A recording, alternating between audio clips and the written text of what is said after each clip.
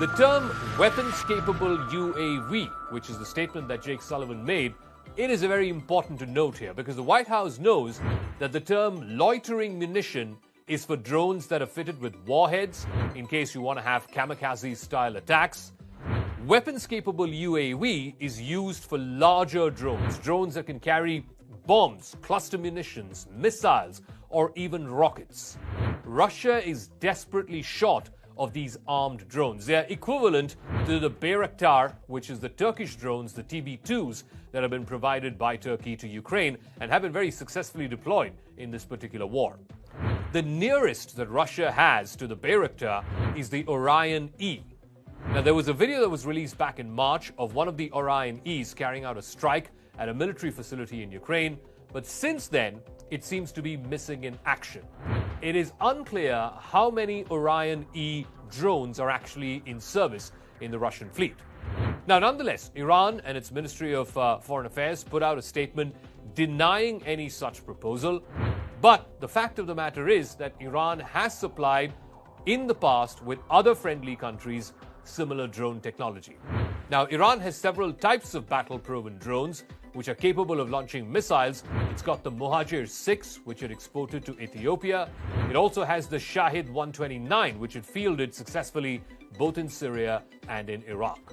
The Shahid 129 has a wingspan of 50 feet. It has a Rotax engine. It's the same one that's used in the US Predator drones. It gives it a cruising speed of about 100 miles an hour, and it can fly for up to 20 hours at a stretch. The Shahid 129 also carries smart bombs with precision guided, which are capable of hitting moving targets. Now, this type of drone could possibly be high on Moscow's shopping list because it has a potential for long-range missions, which is what Moscow needs desperately in this war with Ukraine. Remember, the US has been supplying HIMARS, or the mobile rocket launchers, to Ukraine, which have been currently devastating Russian ammunition depots and command centers.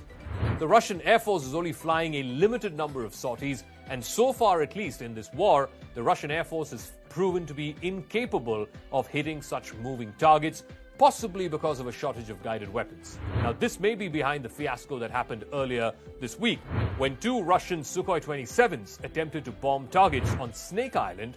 They not only missed the targets, but they missed the island itself. The Russians have also lost at least 30 combat aircraft from what appears to be a rather small operational fleet. Now, clearly, Russia is also reluctant to risk these assets any further.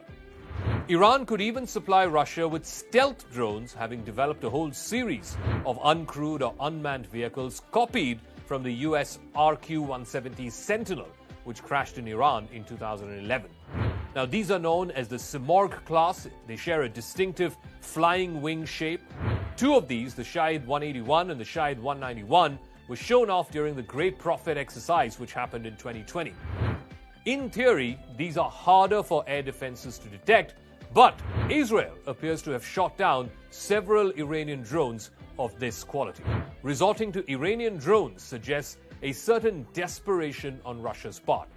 It also underlines just how important unmanned vehicles and unmanned systems are becoming in modern warfare. The future of warfare, as somebody said, is clearly without human intervention. آنچه در مورد ما میگویند